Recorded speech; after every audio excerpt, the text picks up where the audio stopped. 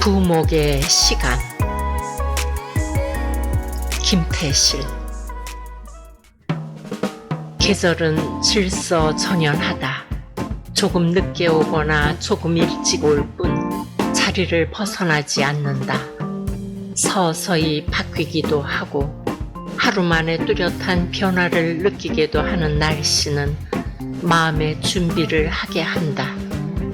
반면 준비할 수도 없이 갑작스럽게 찾아오는 일이 있다. 찰나에 일상의 리듬이 깨지는 경우이다. 신체의 일부가 정상을 벗어났을 때 찾아오는 불편이 삶의 질서를 벗어나게 한다. 역할을 하지 못하는 곳을 바로잡으며 회복의 시간을 지내야 한다. 그럴 때 부목에 기대어 살게 된다. 반깁스는 약한 곳을 지탱시켜주는 힘이다. 길을 걷는데 순간 오른쪽 발목이 꺾였다.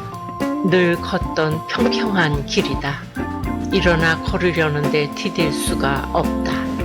이 막막한 상황을 어떻게 받아들여야 할지 고민하며 잠시 마음의 안정을 취해야 했다.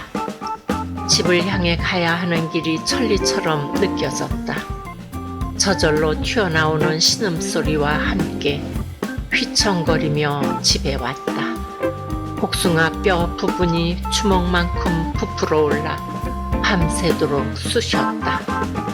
다음 날 왼쪽 다리로 지지하고 오른쪽을 살짝 디디며 동네 정형외과를 찾았다. 엑스레이 사진에서 인대가 끊어진 것을 확인할 수 있었다. 발과 종아리를 감싼 부목과 함께 살게 되었다. 몸의 한 곳이 제 기능을 잃었을 때 평범한 일상은 생각처럼 쉽지 않다.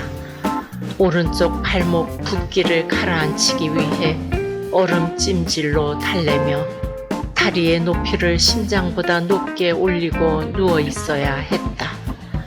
매일 물리치료를 받기 위해 동네 병원에 다녀오는 일이 유일한 걷기이다. 부목에 의지해 최소한의 일상생활을 할 수밖에 없었다. 그동안 자연스러웠던 걸음이 얼마나 고마웠는지를 깨닫게 되었다.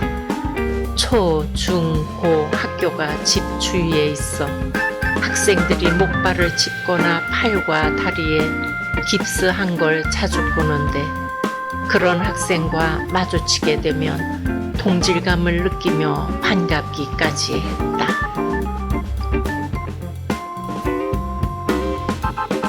부목을 대고 걷는 나와 마주쳤을 때 나타나는 사람들의 현상도 가지각색이었다. 측은한 눈빛으로 바라보며 딱하다는 말을 하기도 하고 횡단보도를 건널 때는 천천히 내게 맞추어 걸어주는 사람도 있었다.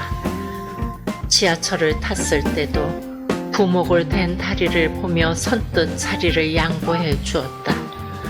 그저 스쳐 지나는 인연인데 불편한 입장을 살펴주는 사람들의 마음은 따뜻했다. 그들의 표현 방법은 아픈 사람에 대한 배려였고 큰 힘이 되어주었다. 장애를 지니고 있는 사람은 가고 싶은 곳을 다 가지 못하고 하고 싶은 일을 다 할 수 없겠다는 생각이 들었다.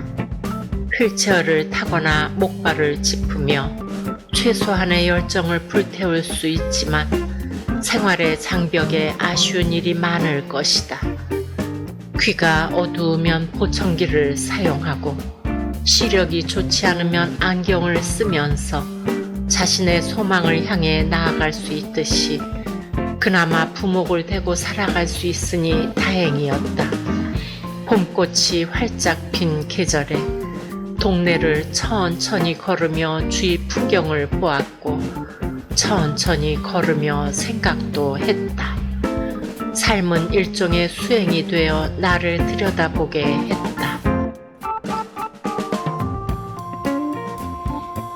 한 달이 되기 전 부목을 졸업하며 조심스럽게 일상을 되찾기 시작했다. 전래 동화에서 다친 제비다리를 싸매 치료해준 흥부에게 행운의 박씨를 물어다 준 고마움을 표시한 제비처럼 막막한 상황에 부목의 힘을 빌려 살 수 있게 해준 정형외과 의사 선생님이 고마웠다.